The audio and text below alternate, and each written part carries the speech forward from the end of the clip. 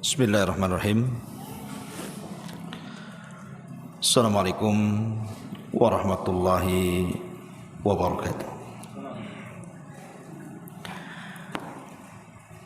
Alhamdulillah wassalatu wassalamu ala Rasulillah wa ala alihi wa sahbihi wa mawalah wa la hawla wa la quwata illa billahi wa ba'du. Alhamdulillah, segala puja dan puji hanya milik Allah subhanahu wa ta'ala. Salawat dan juga salam tetap kita hadiahkan kepada Rasul kita Nabi besar Muhammad sallallahu alaihi wa ala alihi wasallam. Ma'asyiral muslimat yang dimuliakan Allah subhanahu wa ta'ala, alhamdulillah, pagi menjelang siang ini kembali kita bisa duduk untuk bertalabul ilmi, dan pembahasan di pagi menjelang siang ini kita akan membahas tentang kerugian orang-orang yang jarang bersolawat kepada Nabi sallallahu alaihi wa ala alihi wasallam.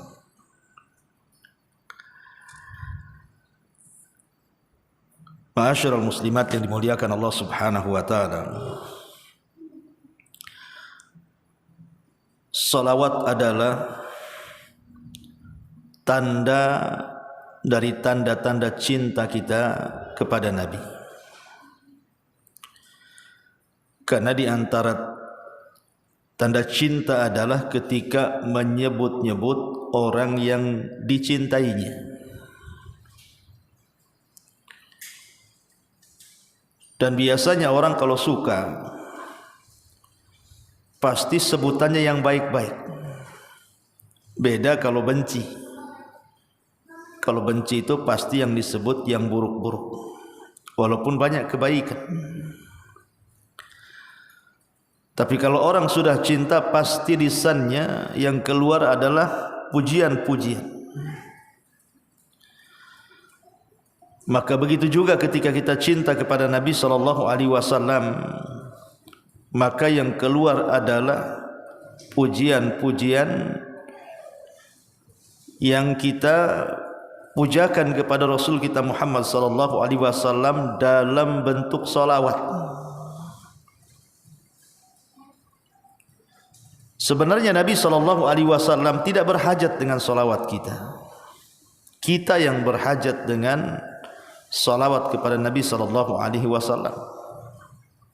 Dia tidak berhajat, kita yang berhajat selaku umatnya, dan itu bagian daripada adab. Etika kita kepada Nabi sallallahu alaihi wasallam adalah dengan memperbanyak salawat. Baik, sekadar mengulas sedikit biar ibu paham makna salawat, baru kita masuk apa saja kerugian yang luput dari orang-orang yang tidak pernah bersalawat ini. Di dalam surah Al-Ahzab Allah subhanahu wa ta'ala mengatakan, Innallaha wa malaikatahu yusalluna 'alan nabi ya ayyuhalladzina amanu sallu 'alaihi wa sallimu taslima. Di sini Allah mengatakan innallaha wa malaikatahu, sesungguhnya Allah dan para malaikatnya, yusalluna 'alan nabi, mereka semua bersalawat kepada Nabi. Kemudian Allah perintahkan kepada orang-orang yang beriman, ya ayyuhalladzina amanu, wahai orang-orang yang beriman, sallu alaihi, bersalawatlah atas Nabi, wasallimu taslima, dan ucapkanlah salam kesejahteraan kepada Nabi.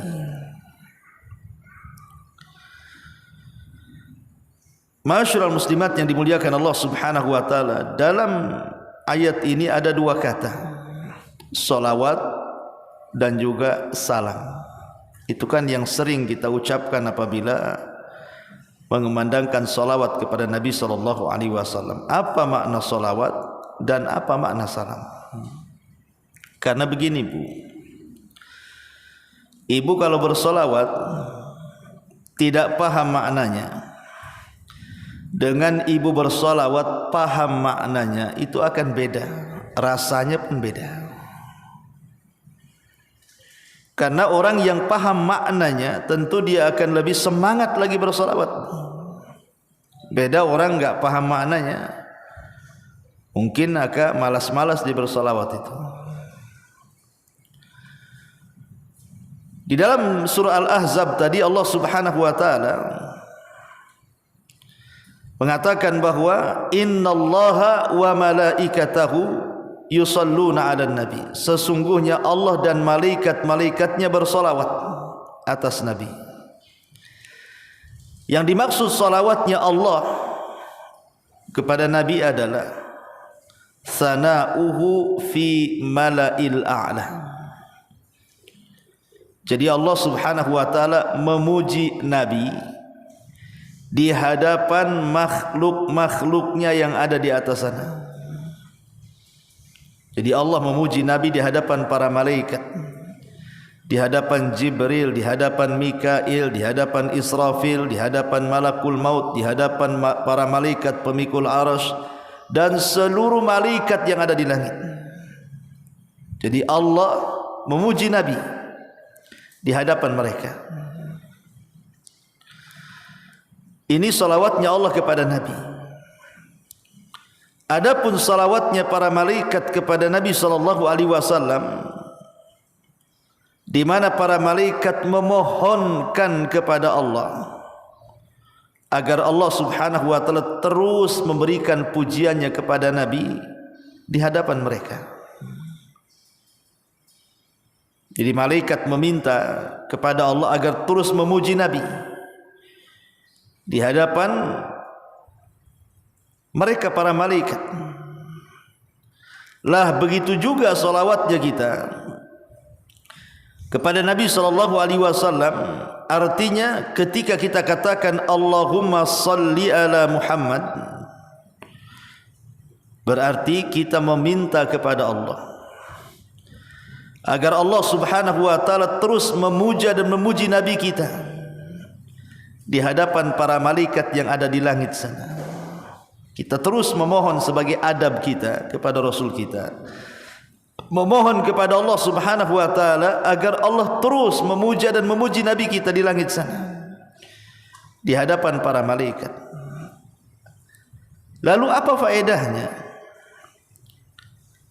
Faedahnya adalah ketika ibu bersalawat satu kali kepada Nabi sallallahu alaihi wasallam, man shalla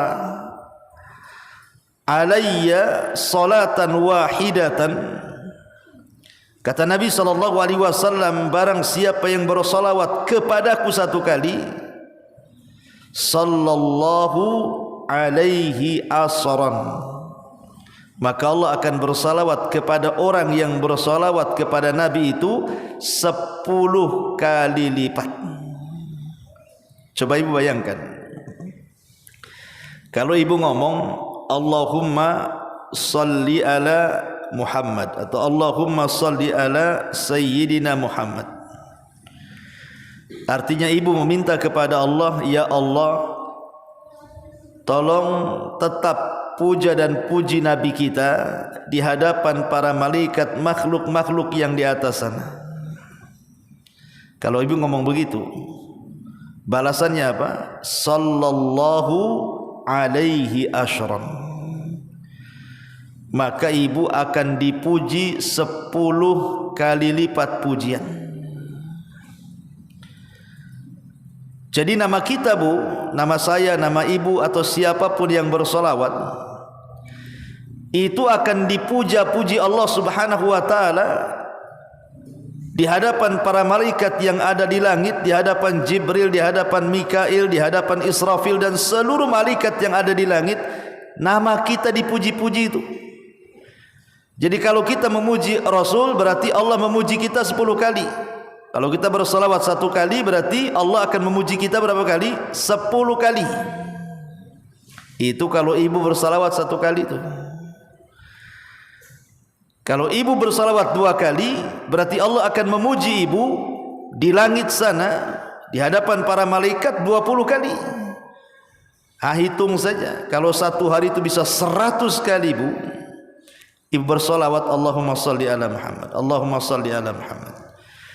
Berapa kali itu Allah subhanahu wa ta'ala memuji kita di hadapan para malaikat yang ada di langit sana. Nama kita dipuji-puji di hadapan Jibril, di hadapan Mikail, di hadapan Israfil, di hadapan Malakul Maut, di hadapan para pemikul arsy, di hadapan semua malaikat. Kan enak bu, kita menjadi terkenal di langit karena nama kita disebut-sebut Allah dan para malaikat memuja dan memuji kita. Coba bayangkan, kan asik tuh orang bersalawat itu sebenarnya ya. Ma'asyiral muslimin muslimat yang dimuliakan Allah subhanahu wa ta'ala, itu makna salawat. Kita masuk pada makna salam. Karena sering kita membaca, pemanya ibu membaca hadis Nabi, biasanya kan qala an-nabiyyu sallallahu alaihi wasallam. Terkadang salawat itu selalu diiringkan dengan salam. Salam kesejahteraan kepada Nabi. Apa makna salam itu?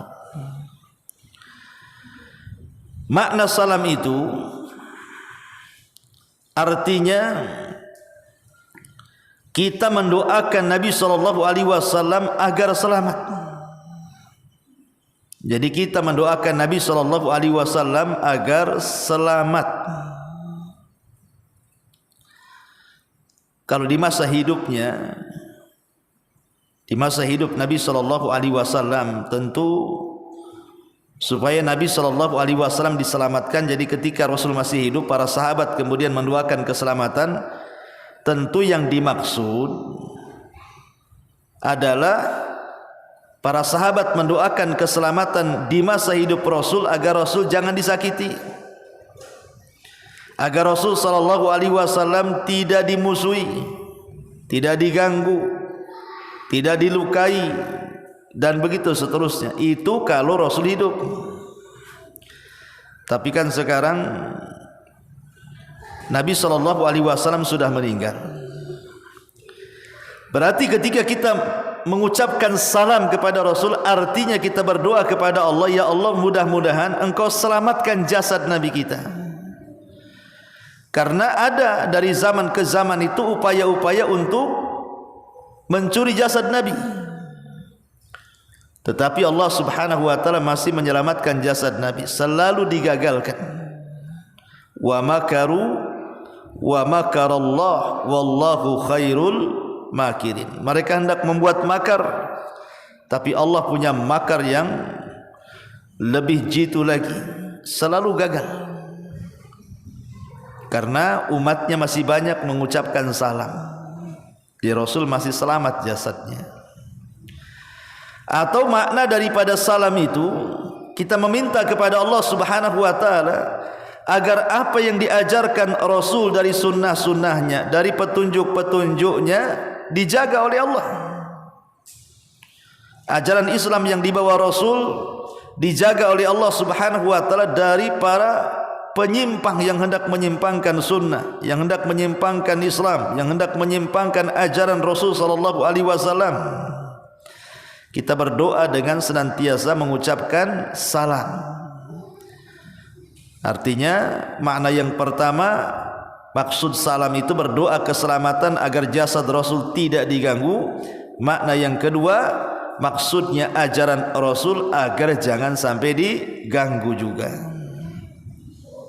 Itulah makna salawat dan juga salam. Sampai di sini paham kan Bu? Itulah makna salawat dan juga salam. Berarti Bu, keutamaan besar bagi orang yang bersolawat itu, selain bukti kecintaan kita kepada Nabi SAW, maka kita akan mendapatkan keistimewaan besar ketika kita bersalawat kepada Nabi SAW.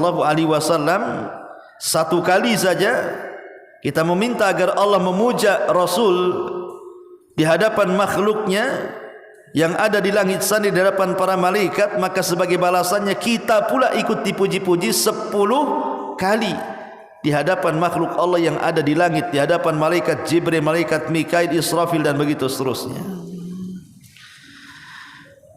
Ma'asyiral muslimin, muslimat yang dimuliakan Allah Subhanahu wa taala. Lalu apa kerugian orang-orang yang jarang bersalawat kepada Nabi sallallahu alaihi wasallam? Pertama, orang yang jarang bersalawat, maka kehidupannya akan banyak masalah. Kehidupannya akan banyak masalah. Entah masalah itu datang dari mana, sehingga bawaannya stres, pusing, sedih, pokoknya banyak masalah aja. Makanya ketika Ubay ibn Ka'ab radhiyallahu an, dia pernah kemudian bertanya kepada Nabi SAW, "Ya Rasulullah, inni ukthiru salata alaika, fakam aj'alu laka min salati." Rasul, aku ini paling banyak mengucapkan salawat kepadamu, maka harus berapa banyak salawat yang aku ucapkan dalam salatku? Maka Rasul mengatakan, "Masyita, terserah kamu." Di ujung hadis Nabi SAW mengatakan kepada Ubay ibn Ka'ab, "Idzan tuqfa hammak wa yughfaru laka dzambuk." Idzan tuqfa hammuk atau hammak wa yughfaru laka dzambuk. Kalau begitu Allah Subhanahu wa taala akan menghilangkan kesedihanmu, stresmu, susahmu, gundahmu, dan Allah Subhanahu wa taala akan ampuni dosa-dosamu. Hadis ini dikeluarkan Imam Tirmidzi. Lihat bagaimana buah salawat. Rasul mengatakan kepada Ubay ibn Ka'ab, "Idzan tuqfa hammak wa yughfar laka dzambuk." Allah akan hilangkan semua pusingmu, stresmu, gundahmu, dan Allah akan ampuni dosamu. Berarti orang yang tidak pernah bersalawat luput nih keistimewaan ini. Berarti orang yang tidak bersalawat sebaliknya, banyak masalah, stres, ya, bingung, sedih, dan dosa-dosanya tidak diampuni. Ini keutamaan yang pertama yang luput bagi orang yang tidak pernah bersalawat. Kemudian yang kedua, di antara keutamaan salawat itu kan salah satunya adalah mengangkat derajat dan menghapuskan kesalahan. Berarti orang yang tidak bersalawat, dia tidak mendapatkan pengangkatan derajat, dan dosa-dosanya serta keburukannya akan sulit untuk diampuni.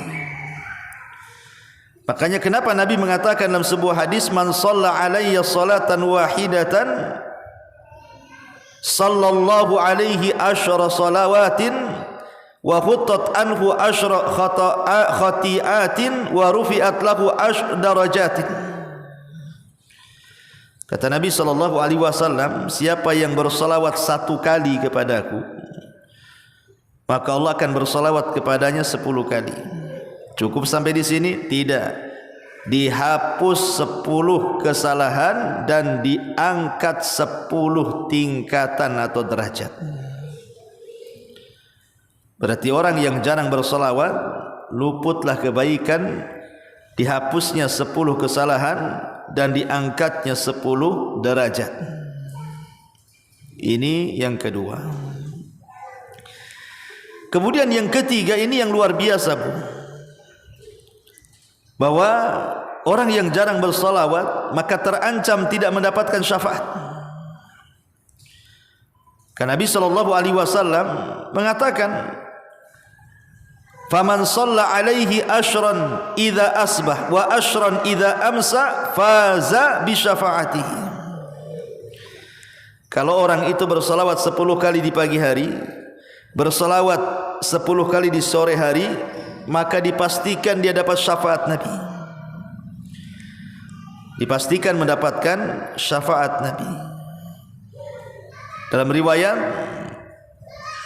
"Man shalla alayya aw sa'ala liyal wasilata haqqat alaihi syafaati yaumal qiyamah." Barang siapa bersalawat kepadaku atau meminta agar aku mendapatkan wasilah, maka dia berhak mendapatkan syafaatku pada hari kiamat. Subhanallah. Pada hari kiamat itu, Bu, yang bisa menolong kita hanyalah amal kita. Kemudian perantaraan syafaat Nabi. Jadi syafaat itu salah satu penyelamat pada hari kiamat. Berarti orang yang jarang bersolawat kepada Nabi SAW tidak akan dapat syafaat. Artinya terancam masuk neraka. Maka apa sulitnya mengucapkan Allahumma sholli ala Muhammad, Allahumma sholli ala Muhammad. Coba ibu dari sini pulang, kalau ngomong Allahumma sholli ala Muhammad itu sampai rumah berapa kali itu? Setiap ibu mengatakan Allahumma sholli ala Muhammad, nama ibu disebut-sebut Allah di langit. Kemudian nama ibu dipuji-puji Allah di hadapan para malaikat. Apa enggak senang, Bu? Jangankan Allah yang puji kita, Pak Presiden muji-muji ibu, coba bayangkan. Dia lagi orasi di mana tuh? Di lapangan Batam umpamanya.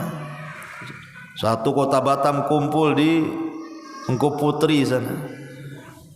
Tiba-tiba presiden nyebut pula nama ibu di situ. Dipuja-puji ibu itu sama presiden. Apa enggak kembang kepala ibu tuh? Kembang lah, Bu. Bukan kepalanya, hidung-hidungnya pula kembang. Wah, nama saya dipuji-puji. Oh, bangga lah tuh. Apalagi kalau ada YouTube-nya, mungkin di-share ke keluarga di kampung. Oh, nama saya disebut-sebut Pak Presiden katanya kan. Itu baru presiden tuh yang nyebut-nyebut dan memuji kita aja kita udah bangga. Apalagi sampai viral. Ini yang menyebut Allah, ibu viral di hadapan para malaikat tuh. Kan harusnya lebih bangga lagi. Dan itu modalnya ringan. Ya. Presiden memuji kita, gimana caranya?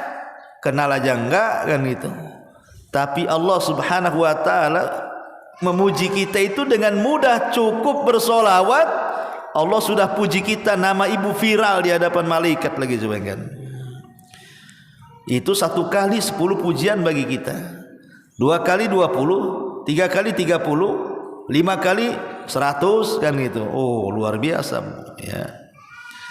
Masyaallah muslimat yang dimuliakan Allah Subhanahu wa taala. Ini yang ketiga. Yang keempat, luput padanya menjadi orang yang dekat dengan Nabi sallallahu alaihi wasallam pada hari kiamat. Karena Nabi sallallahu alaihi wasallam mengatakan aulan nas bi yaumal qiyamah aktsaruhum alayya salatan. Manusia yang paling dekat denganku, kata Rasul, pada hari kiamat. Manusia yang paling dekat dengan Rasul pada hari kiamat adalah manusia-manusia yang banyak bersalawat kepada Nabi sallallahu alaihi wasallam. Lihat kata Rasul, manusia yang paling dekat kedudukannya pada hari kiamat adalah manusia-manusia yang paling banyak salawatnya kepada Nabi sallallahu alaihi wasallam. Luar biasa ya. Siapa yang tidak ingin dekat dengan Nabi pun? Sampai para sahabat itu saking ingin dekatnya dengan Nabi, sampai anak-anak putri mereka kalau bisa nikah dengan Nabi. Seperti Abu Bakar menikahkan Aisyah dengan Nabi karena ingin mendekatkan diri dengan Nabi. Ada hubunganlah kekerabatan. Umar juga sama. Para sahabat ingin dekat dengan Nabi. Bahkan ada seorang sahabat namanya Thauban. radhiyallahu anhu. Thauban ini Bu, satu hari tak jumpa Nabi, tak menatap wajah Nabi bisa sakit, saking cintanya dengan Nabi.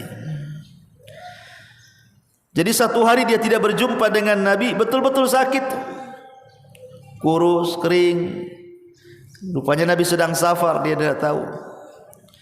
Lamalah Rasul safar, kemudian datang, tak tampak pula Thauban. Dicarinya oleh Rasul, di mana Thauban? Kan itu mantan budak yang dimerdekakan Nabi. Ketika melihat Thauban kurus, kering, ada apa Thauban ini? Maka Rasul mengatakan, masya'nuka ya Thauban, kenapa engkau hai Thauban? Ada apa? Kenapa kau sakit seperti ini? Maka Thauban mengatakan, ya Rasulullah, kau kan sudah tahu bahwa aku tidak tahan kalau seandainya berpisah untuk tidak melihat wajahmu dalam satu hari. Beginilah kondisinya wahai Rasul, kalau aku tidak menatap dirimu satu hari, aku sakit. Ditambah-tambah kata Thauban, kalau aku teringat dengan kematianku dan kematianmu. Kalau seandainya Allah takdirkan aku mati, engkau juga mati, ku yakin dan ku pastikan engkau berada di sorga yang paling tinggi, sementara aku di sorga yang paling rendah. Mana mungkin aku berjumpa lagi dengan kamu dan menatap wajahmu wahai Rasul. Nah, kata Thauban, ini cintanya dengan Nabi. Rasul terdiam sampai turun ayat, wa man yuti'illah wa rasulahu fa ulaika ma'al ladzina an'ama Allahu minan nabiyyina was-siddiqina wasyuhada'i was-salihin wa hasuna ulaika rafiqa. Turun ayat ini. Siapa yang taat kepada Allah, taat kepada Rasul, maka mereka akan dikumpulkan kelak pada hari kiamat bersama para nabi, bersama para siddiqin, bersama para syuhada, bersama orang-orang soleh, dan mereka teman-teman terbaik kita pada hari kiamat. Lihat Thauban saja sedih kalau seandainya nanti pada hari kiamat tidak bisa berjumpa Rasul, tidak bisa memandang Rasul, sampai sakit dia Bu. Itu sahabat. Harusnya kita ini yang tidak pernah berjumpa dengan Rasul harus lebih lagi kepengen berjumpa dengan Rasul. Ingin menatap Nabi kita yang selama ini telah mengarahkan kita dari kegelapan-kegelapan jahiliyah menjadi terang benerang Islam sehingga dapat hidayah. Harusnya kita makin rindu dan lebih rindu dibandingkan mereka, karena kita tidak pernah menatap Rasul di masa hidupnya. Tapi orang-orang yang bersolawat, kata Nabi SAW, kelak pada hari kiamat tempat duduknya dekat dengan Nabi. Aulan nas bi yaumal qiyamati aktsaruhum alayya salatan. Manusia yang paling dekat dengan Rasul pada hari kiamat adalah yang paling banyak bersolawat. Ini yang keempat. Yang kelima, orang yang jarang bersolawat Bu, luput padanya keutamaan istijabatud doa. Doa-doanya akan dikabulkan. Karena di antara doa tidak dikabulkan itu karena tidak baca solawat. Ibu ya, di antara sebab kenapa doa kita tidak dikabulkan itu karena kita jarang bersolawat. Kata Nabi SAW, kullu du'ain yud'allahu azza wa jal bihi mahjubun anis sama hatta yusalliya ala Muhammadin sallallahu alaihi wasallam. Kata Nabi SAW, semua doa terhalang, semua doa terhalang sampai dibacakan solawat untuk Nabi Muhammad sallallahu alaihi wasallam. Berarti orang yang jarang bersolawat doanya mahjub, tertutup. Karena di antara doa itu terbuka dan mustajab adalah apabila setiap kita berdoa kita baca solawat. Jadi orang yang jarang bersolawat luputlah bagi dia, akhirnya doanya mahjub, ditutup oleh Allah Azza wa Jalla. Ini yang keenam. Yang keenam ya. Sekarang yang keenam. Kemudian juga orang yang jarang bersolawat ini Bu, dicap bakhil. Dicap bakhil. dan ini sebakhil-bakhilnya orang bakhil. Ibu kalau pinjam uang kepada saudaranya tak dikasih, apa kata ibu? Bakhil. Ibu pinjam uang sama kawannya tak dikasih, apa kata ibu? Pelit. Ibu pinjam uang sama orang lain tak dikasih, apa kata ibu? Medit, kan begitu. Apalagi istilahnya tuh, ya. Buntut kasiran tuh apa tuh? Ya. Orang kalau yang medit-medit kan begitu, Bu. Jadi itu definisi kita soal medit, soal pelit, soal bakhil. Tapi ibu, ada orang yang paling bakhil, Bu. Kita aja nggak suka sama orang bakhil kan, Bu. Tapi ada orang yang tidak terasa dia adalah sebakhil-bakhilnya orang bakhil. Orang bakhil aja nggak kayak gitu. Ini sebakhil-bakhilnya orang bakhil. Siapa sebakhil-bakhilnya orang bakhil itu? Apabila disebut nama Rasul, kita tidak bersolawat. Al-bakhilu alladzi man dzukirtu indahu falam yusalla alayya. Orang yang disebut pelit adalah yang ketiga namaku disebut-sebut dia pula tidak bersolawat kepadaku. Bakhil, pelit, medit, orang kayak gini. Ya, ini yang keenam. Jadi lawan bakhil apa, Bu? Dermawan. Berarti luput padanya sifat kedermawanan. Dan dicap pada jidatnya Anda bakhil, Anda kikir, Anda pelit karena jarang bersolawat. Ini yang nomor 6. Yang nomor 7, ya Bu ya, bahwa akan luput padanya nanti, khususnya pada hari Jumat ya. Pada hari Jumat, kata Nabi SAW, "Aktsiru alayya minas salati fi kulli yaumi jum'atin. Fa inna salata ummati tu'radu alayya fi kulli yaumi jum'ah. Faman kana aktsaruhum alayya salah kana aqrabahum minni manzilah." Perbanyak salawat kepadaku pada hari Jumat, karena salawat umatku akan diperlihatkan padaku setiap Jumat. Bayangkan. Jadi Rasul sallallahu alaihi wasallam itu akan melihat salawat kita tuh. Jadi kalau kita memperbanyak salat dari Jumat, Bu, salawat kita ini akan sampai kepada Nabi. Ada malaikat-malaikat khusus yang Allah tugaskan membawa salawat kita, kemudian disampaikan kepada Nabi. Dan itu setiap hari Jumat. Makanya Rasul mengatakan, perbanyaklah salawat kepadaku pada hari Jumat, karena salawat umatku akan diperlihatkan kepadaku pada hari Jumat. Barang siapa yang banyak bersalat kepadaku, dialah yang paling dekat denganku pada hari kiamat. Maka kalau jarang bersalawat di hari Jumat khususnya, maka Nabi SAW tidak pernah memandang kita.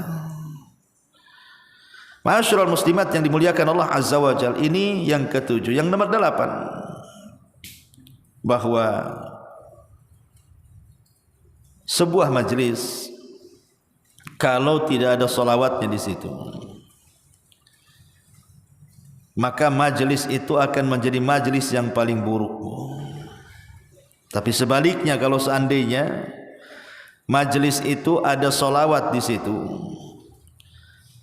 maka majlis itu akan menjadi baik dan berkah. Nabi SAW mengatakan, ayyuma qaumin jalasu fa'atalul julusa thumma tafarraqu qabla an yadhkuru ismallah aw yusallu ala nabiyhi kanat alaihim tiratun minallah in sya'a adzabahum wa in sya'a ghafara lahum. Kalau ada satu kaum, kata Rasul, mereka bermajlis, lama pula dia duduk-duduk di situ. Mungkin ibu ngerumpi, datang ke tetangga, ngumpul-ngumpul sejam, 2 jam, tahap apa yang diomongin ibu lama kali, ya. Tetapi di majlis yang ibu adakan itu adalah zikir-zikir kepada Allah, adalah salawat kepada Nabi. maka majelis itu akan mendapatkan berkah. Tetapi kalau majelis itu tidak ada zikirnya, tidak ada salawatnya, yang ada pula dosa-dosa ghibahnya, macam-macamnya di situ, insya'adzabahum wa insya'a ghafara lahum. Kalau Allah mau, Allah bisa azab loh dosa-dosa yang ada di majelis itu. Kalau Allah mau, Allah bisa ampuni. Ini juga yang ke-8. Yang ke-9 bahwa orang yang jarang bersalawat itu hidupnya akan gelap, susah mendapatkan hidayah. Karena di antara faedah bersalawat itu adalah Allah mengeluarkan orang-orang yang bersalawat dari kegelapan kepada cahaya, sebagaimana disebutkan di dalam Al-Quran, huwallazi yusalli alaikum wa malaikatuhu liyukhrijakum minadh dhulumati ilan nur wa kana bil mu'minina rahima. Dialah yang telah bersalawat kepada kalian dan para malaikatnya untuk mengeluarkan kalian semua dari kegelapan ke cahaya. Jadi orang yang banyak bersalawat itu akan banyak cahaya yang diberikan kepadanya, cahaya hidayah. Tapi orang yang jarang bersalawat, gelap hidupnya, boleh juga didekatkan dengan kesesatan, naudzubillah. Ma'asyiral muslimat yang dimuliakan Allah Azza wa Jalla. Dan yang terakhir di antara yang luput orang yang jarang bersalawat adalah, maka dia akan luput menjadi orang yang paling dicintai Nabi. Karena tidak ada yang lebih agung, lebih mulia dibandingkan meraih kecintaan Nabi. Wala a'dhamu hubban wala anfa min hubbihi sallallahu alaihi wasallam. Tidak ada yang lebih agung dan lebih bermanfaat melebihi kita mencintai Nabi dan dicintai Nabi. Dan itu salah satu wasilahnya ada dengan memperbanyak salawat. Berarti orang yang jarang bersalawat, maka Rasul tidak suka dengan kita. Tanda kita tidak cinta masalahnya. Tapi dengan banyaknya bersalawat, maka itulah tanda cinta kita, atau tanda cinta Rasul kepada kita dan tanda cinta kita kepada Nabi sallallahu alaihi wa ala alihi wasallam. Taib. Pembahasan terakhir, salawat atau lafaz salawat yang paling baik itu seperti apa? Karena kan salawat-salawat itu lafaz-lafaznya kan banyak ya, riwayat-riwayatnya itu. Contoh umpamanya diriwayatkan dari Ibnu Abi Layla, dia berkata, aku bertemu dengan Ka'ab ibn Ujrah.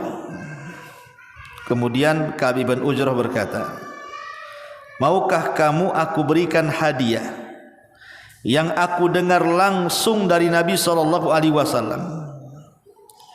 Maka kata beliau, aku berkata, iya, hadiahkanlah itu kepadaku, apa yang kau dapat dari Nabi. Maka Ka'ab ibn Ujrah mengatakan,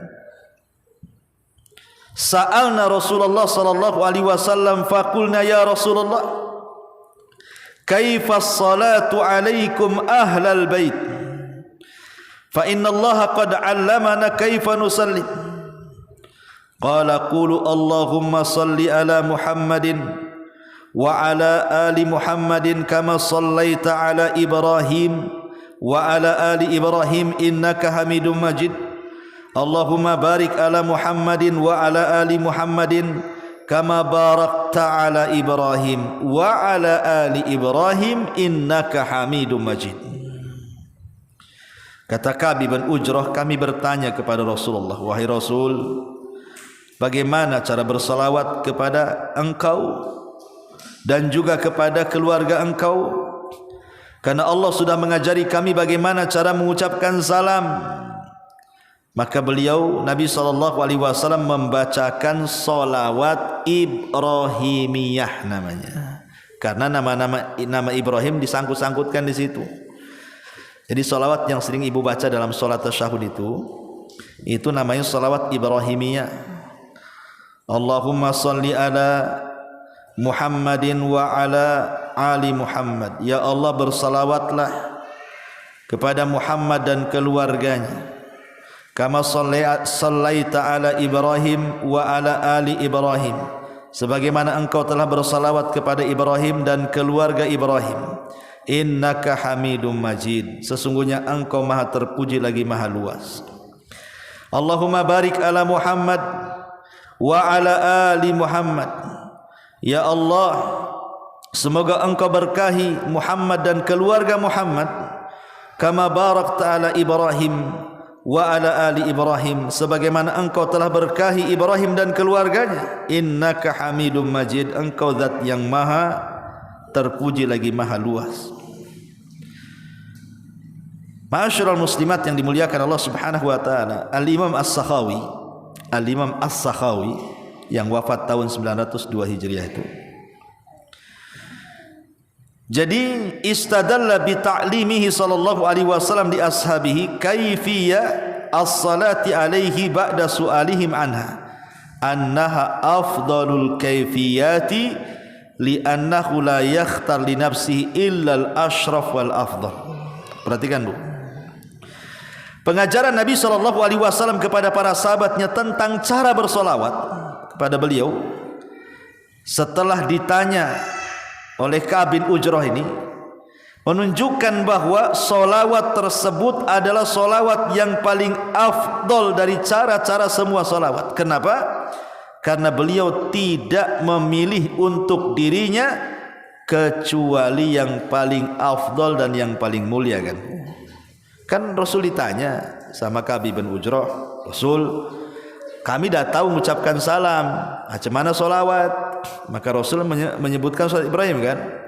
Kata Imam As-Sakhawi, dia mengatakan tidak mungkin Rasul menjawab mengajarkan solawat kepada sahabat kecuali pasti yang paling baik, karena itu kan untuk dirinya.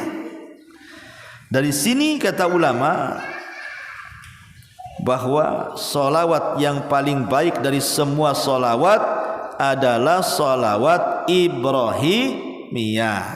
Ini kata Imam Sakhawi. Jadi kalau ingin ibu bersalawat yang paling afdol, inilah solawat ini yang paling afdol. Ibu bisa, enggak harus kan ibu nanti ibu identiknya kalau baca solawat ini kan untuk solat. Enggak, ini bukan untuk solat saja, di luar solat pun dibaca, enggak ada masalah. Ini kan sahabat ini bertanya macam mana cara bersolawat. Cuman karena memang di dalam solat kita juga dianjurkan membaca solat Ibrahimiyah. Jadi kesannya bahwa solawat ini kalau kita baca nanti disangka lagi solat Ustaz. Tidak. Di dalam solat, di luar solat, ini yang solat yang paling afdal ini. Ibu sambil jalan dari sini ke rumah kan, Allahumma salli ala Muhammad wa ala ali Muhammad kama sallaita ala Ibrahim wa ala ali Ibrahim innaka Hamidum Majid. Allahumma barik ala Muhammad wa ali Muhammad kama barakta ala Ibrahim wa ali Ibrahim innaka Hamidum. Ini yang paling baik masalahnya. Dari semua solawat yang diajarkan Rasul ini yang paling baik. Kata Imam As-Sakhawi. Dan juga Imam Ibnul Qayyim juga menambah.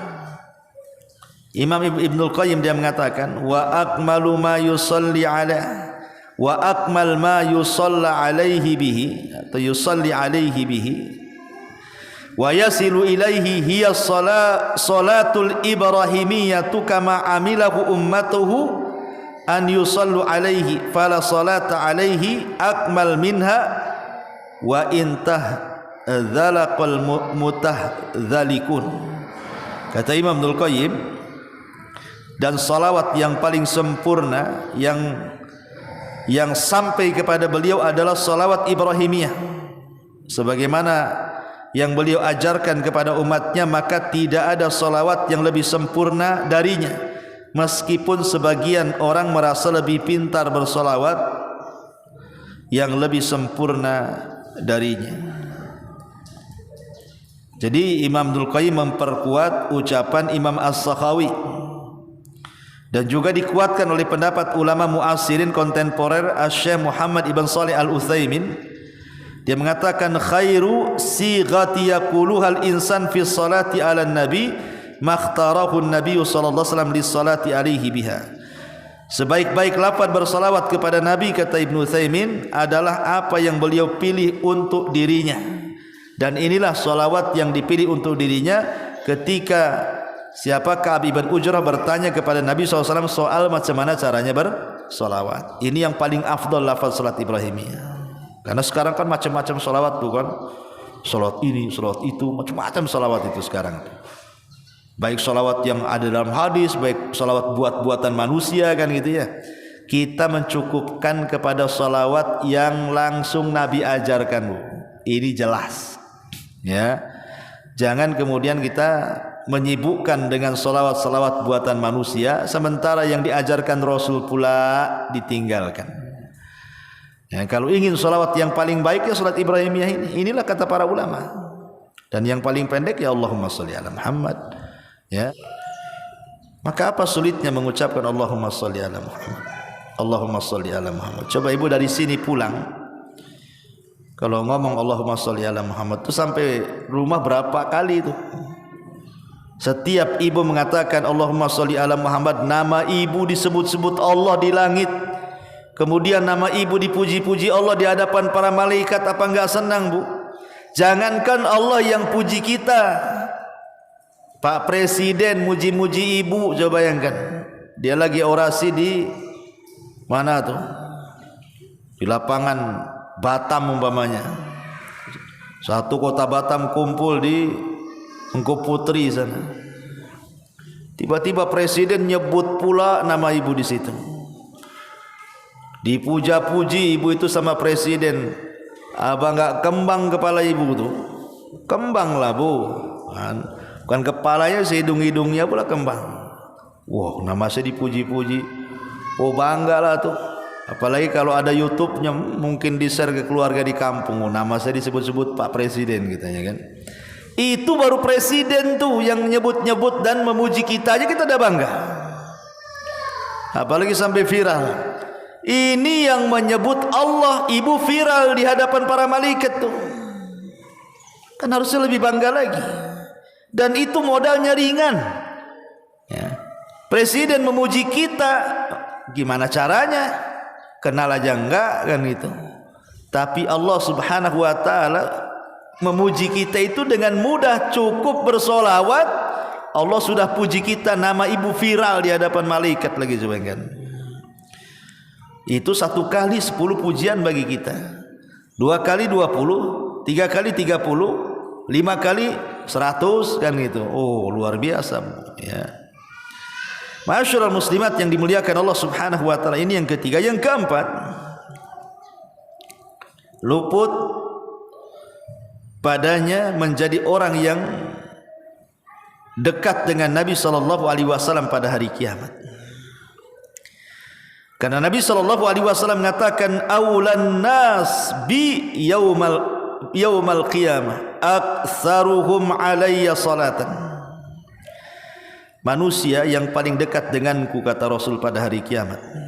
Manusia yang paling dekat dengan Rasul pada hari kiamat adalah manusia-manusia yang banyak bersalawat kepada Nabi sallallahu alaihi wasallam.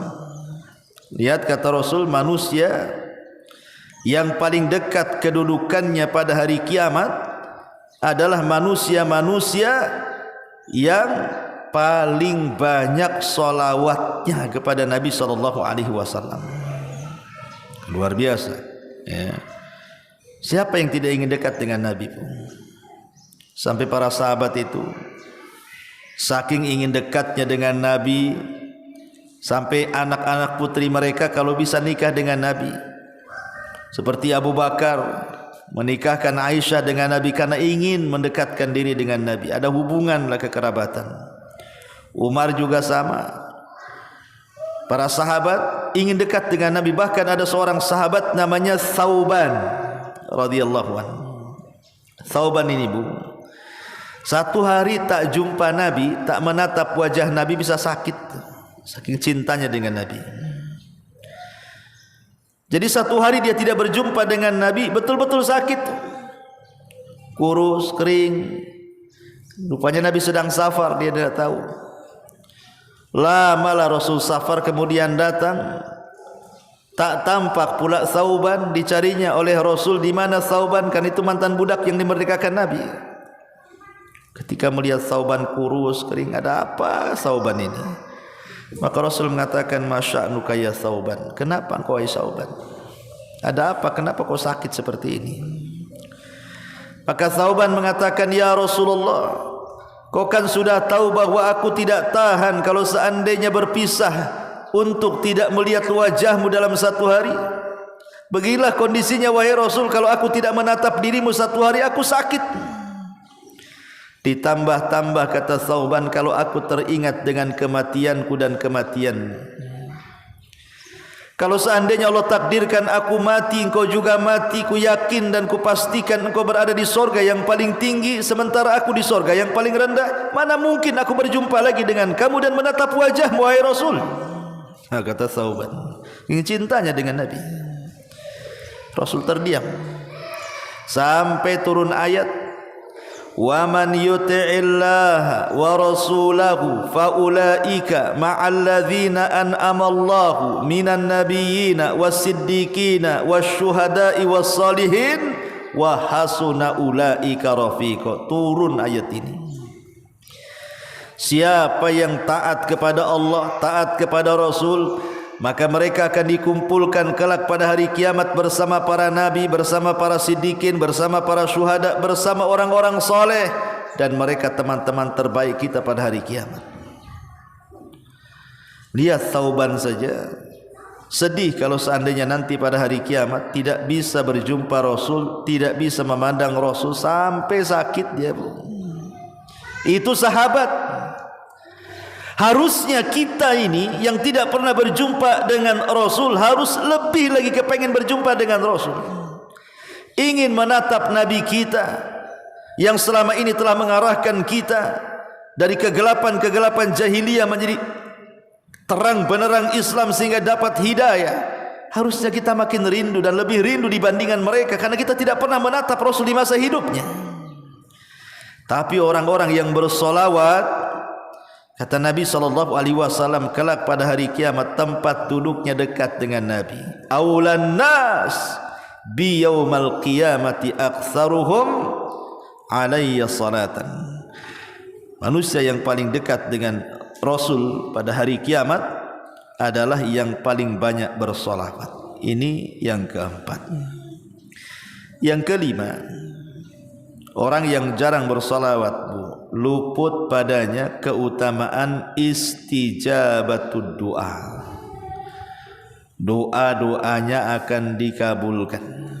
Karena di antara doa tidak dikabulkan itu karena tidak baca solawat. Ibu ya, di antara sebab kenapa doa kita tidak dikabulkan itu karena kita jarang bersolawat. Kata Nabi SAW, kullu du'ain yud'allahu azza wa jal bihi mahjubun anis sama hatta yusalliya ala Muhammadin sallallahu alaihi wasallam. Kata Nabi SAW, semua doa terhalang, semua doa terhalang sampai dibacakan solawat untuk Nabi Muhammad sallallahu alaihi wasallam. Berarti orang yang jarang bersolawat, doanya mahjub, tertutup. Karena di antara doa itu terbuka dan mustajab adalah apabila setiap kita berdoa kita baca solawat. Jadi orang yang jarang bersolawat, luputlah bagi dia akhirnya doanya mahjub, ditutup oleh Allah Azza wa Jalla. Ini yang keenam.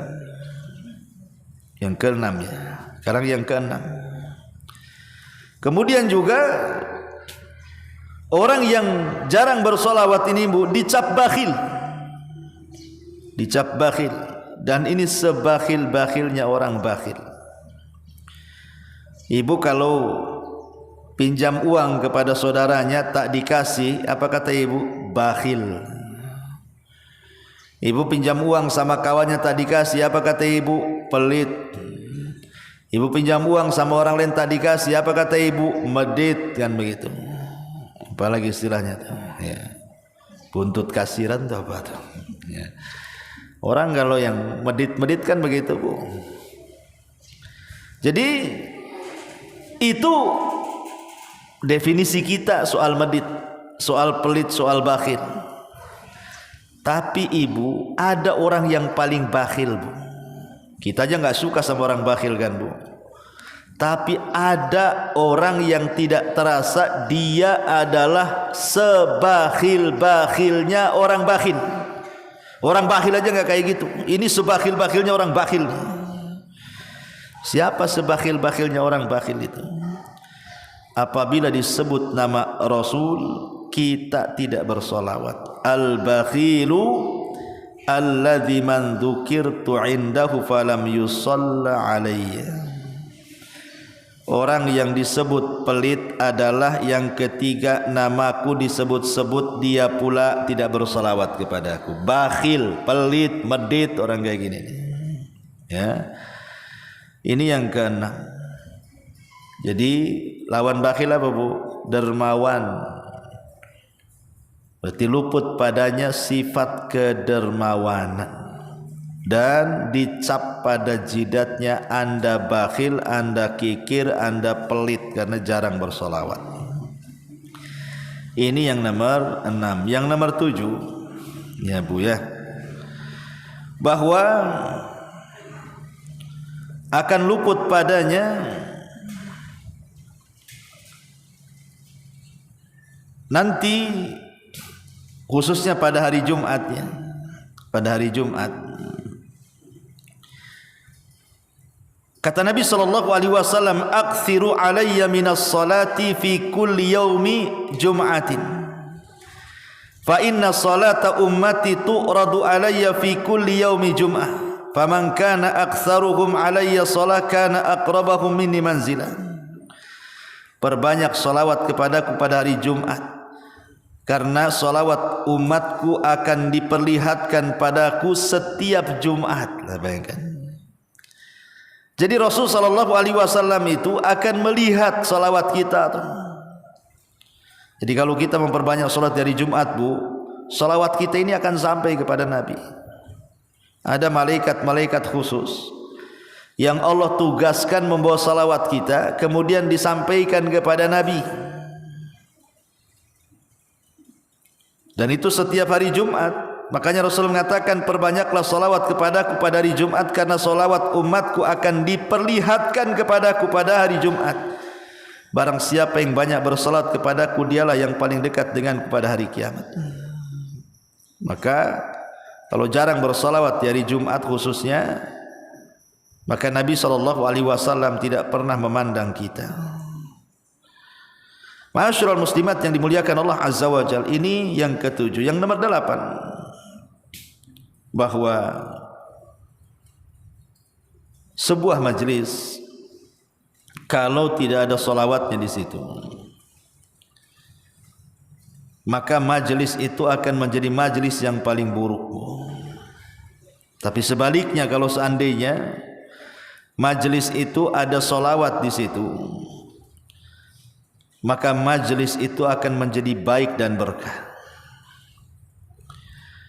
Nabi SAW mengatakan, ayyuma qaumin jalasu fa'atalul julusa thumma tafarraqu qabla an yadhkuru ismallah aw yusallu ala nabiyhi kanat alaihim tiratun minallah in sya'a adzabahum wa in sya'a ghafara lahum.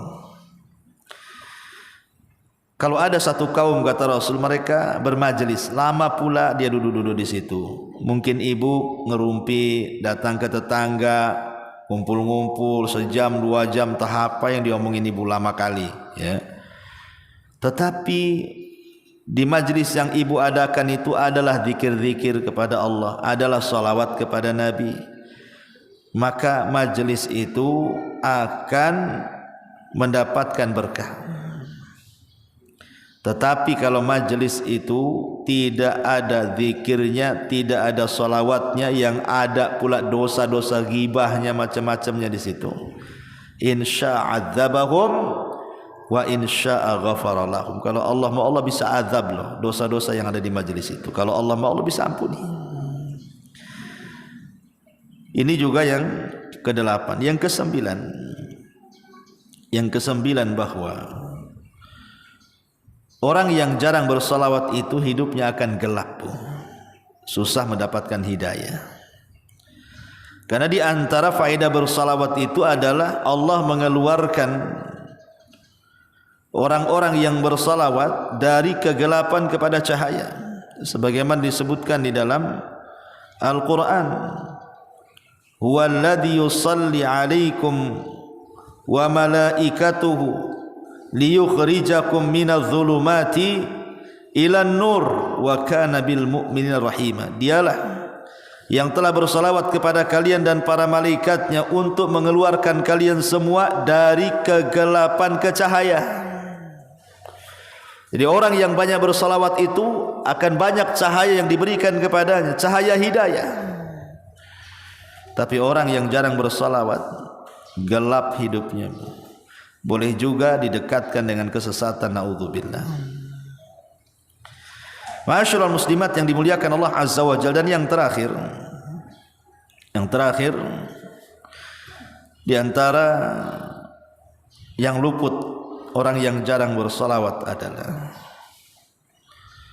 maka dia akan luput menjadi orang yang paling dicintai Nabi. Karena tidak ada yang lebih agung, lebih mulia dibandingkan meraih kecintaan Nabi. Wala a'dhamu hubban wala anfa min hubbihi sallallahu alaihi wasallam. Tidak ada yang lebih agung dan lebih bermanfaat melebihi kita mencintai Nabi dan dicintai Nabi. Dan itu salah satu wasilahnya ada dengan memperbanyak salawat. Berarti orang yang jarang bersalawat, maka Rasul tidak suka dengan kita. Tanda kita tidak cinta masalahnya. Tapi dengan banyaknya bersolawat, maka itulah tanda cinta kita, atau tanda cinta Rasul kepada kita dan tanda cinta kita kepada Nabi sallallahu alaihi wa ala alihi wasallam. Baik, pembahasan terakhir, solawat atau lafaz solawat yang paling baik itu seperti apa? Karena kan solawat-solawat itu lafad-lafadnya kan banyak ya, riwayat-riwayatnya itu. Contoh umpamanya diriwayatkan dari Ibnu Abi Layla, dia berkata, aku bertemu dengan Ka'ab ibn Ujrah. Kemudian Ka'ab ibn Ujrah berkata, maukah kamu aku berikan hadiah yang aku dengar langsung dari Nabi SAW? Maka kata beliau, aku berkata, iya, hadiahkanlah itu kepadaku, apa yang kau dapat dari Nabi. Maka Ka'ab ibn Ujrah mengatakan, sa'alna Rasulullah sallallahu alaihi wasallam faqulna ya Rasulullah, kaifa as-salatu alaikum ahlal bait, fa inna Allah qad 'allamana kaifa nusalli. Qala qulu Allahumma salli ala Muhammadin wa ala ali Muhammadin kama sallaita ala Ibrahim wa ala ali Ibrahim innaka Hamidum Majid. Allahumma barik ala Muhammadin wa ala ali Muhammadin kama barakta ala Ibrahim wa ala ali Ibrahim innaka Hamidum Majid. Kata Ka'ab bin Ujrah, kami bertanya kepada Rasulullah, wahai Rasul, bagaimana cara bersalawat kepada engkau dan juga kepada keluarga engkau? Karena Allah sudah mengajari kami bagaimana cara mengucapkan salam. Maka beliau Nabi SAW membacakan salawat Ibrahimiyah namanya. Karena nama Ibrahim disangkut-sangkutkan di situ. Jadi salawat yang sering ibu baca dalam salat tasyahud itu namanya salawat Ibrahimiyah. Allahumma salli ala Muhammadin wa ala ali Muhammad. Ya Allah, bersalawatlah kepada Muhammad dan keluarganya, kama sallaita ala Ibrahim wa ala ali Ibrahim, sebagaimana engkau telah bersalawat kepada Ibrahim dan keluarga Ibrahim. Innaka Hamidum Majid, sesungguhnya engkau maha terpuji lagi maha luas. Allahumma barik ala Muhammad wa ala ali Muhammad. Ya Allah, semoga engkau berkahi Muhammad dan keluarga Muhammad, kama barakta ala Ibrahim wa ala ali Ibrahim, sebagaimana engkau telah berkahi Ibrahim dan keluarganya. Innaka Hamidum Majid, engkau zat yang maha terpuji lagi maha luas.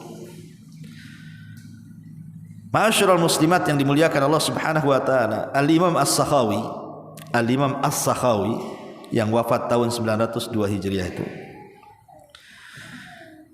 Jadi istadalla bi ta'limihi sallallahu alaihi wasallam li ashabihi kaifiyya as-salati alaihi ba'da su'alihim anha, annaha afdalul kaifiyati li'annahu la yakhtar li nafsihi illa al-ashraf wal afdal.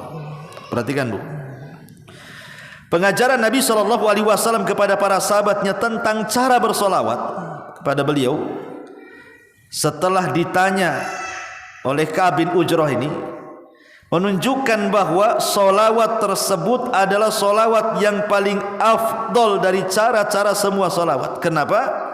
Karena beliau tidak memilih untuk dirinya kecuali yang paling afdol dan yang paling mulia.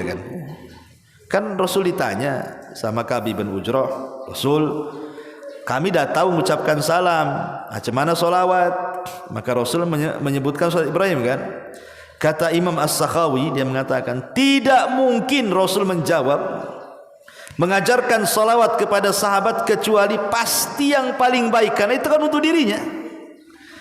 Dari sini kata ulama bahwa solawat yang paling baik dari semua solawat adalah solawat Ibrahimiyah. Ini kata Imam Sakhawi. Jadi kalau ingin ibu bersalawat yang paling afdol, inilah solawat ini yang paling afdol. Ibu bisa, nggak harus kan ibu nanti ibu identiknya kalau baca solawat ini kan untuk solat. Enggak, ini bukan untuk solat saja, di luar solat pun dibaca, nggak ada masalah. Ini kan sahabat ini bertanya macam mana cara bersolawat. Cuman karena memang di dalam solat kita juga dianjurkan membaca solat Ibrahimiyah, jadi kesannya bahwa solawat ini kalau kita baca nanti disangka lagi solat Ustaz. Tidak, di dalam solat, di luar solat, ini yang solat yang paling afdol ini. Ibu sambil jalan dari sini ke rumah kan, Allahumma salli ala Muhammad wa ala ali Muhammad kama shallaita ala Ibrahim wa ala ali Ibrahim innaka Hamidum Majid. Allahumma barik ala Muhammad wa ali Muhammad kama barakta ala Ibrahim wa ali Ibrahim innaka Hamidum. Ini yang paling baik masalahnya. Dari semua solawat yang diajarkan Rasul, ini yang paling baik. Kata Imam As-Sakhawi. Dan juga Imam Ibnul Qayyim juga menambah. Imam Ibnul Qayyim dia mengatakan wa akmalu ma yusalli ala wa akmal ma yusalla alaihi bihi atau yusalli alaihi bihi wa yasilu ilaihi hiya salatul ibrahimiyatu kama amilahu ummatuhu an yusallu alaihi fala salata alaihi akmal minha wa intah dzalaqal mutahzalikun. Kata Imam Ibnul Qayyim, dan salawat yang paling sempurna yang sampai kepada beliau adalah salawat Ibrahimiyah sebagaimana yang beliau ajarkan kepada umatnya, maka tidak ada salawat yang lebih sempurna darinya, meskipun sebagian orang merasa lebih pintar bersalawat yang lebih sempurna darinya. Jadi Imam Ibnul Qayyim memperkuat ucapan Imam As-Sakhawi dan juga dikuatkan oleh pendapat ulama muasirin kontemporer Asy-Syaikh Muhammad Ibn Shalih Al-Utsaimin. Dia mengatakan khairu sighati yaquluhal insan fi salati ala nabi makhtarahu an-nabiy sallallahu alaihi wasallam li salati alaihi biha. Sebaik-baik lafaz bersalawat kepada Nabi, kata Ibnu Utsaimin, adalah apa yang beliau pilih untuk dirinya. Dan inilah salawat yang dipilih untuk dirinya ketika Siapa Ka'ab ibn Ujrah bertanya kepada Nabi SAW soal macam mana caranya bersolawat. Ini yang paling afdal lafaz salat Ibrahimiyah. Karena sekarang kan macam-macam solawat bukan? Solawat ini, solawat itu, macam-macam solawat itu sekarang. Baik solawat yang ada dalam hadis, baik solawat buat-buatan manusia kan gitu ya. Kita mencukupkan kepada solawat yang langsung Nabi ajarkan. Ini jelas. Ya, jangan kemudian kita menyibukkan dengan salawat-salawat buatan manusia sementara yang diajarkan Rasul pula ditinggalkan. Ya, kalau ingin salawat yang paling baik ya salat Ibrahimiyah ini. Inilah kata para ulama. Dan yang paling pendek ya Allahumma sholli ala Muhammad. Ya, inilah diantara pembahasan seputar salawat. Wallahu a'lam. Baik, sampai di sini mudah-mudahan ada manfaatnya. Subhanakallahumma bihamdika asyhadu an la ilaha illa anta astaghfiruka wa atubu ilaik. Wallahu ta'ala. Assalamualaikum warahmatullahi wabarakatuh.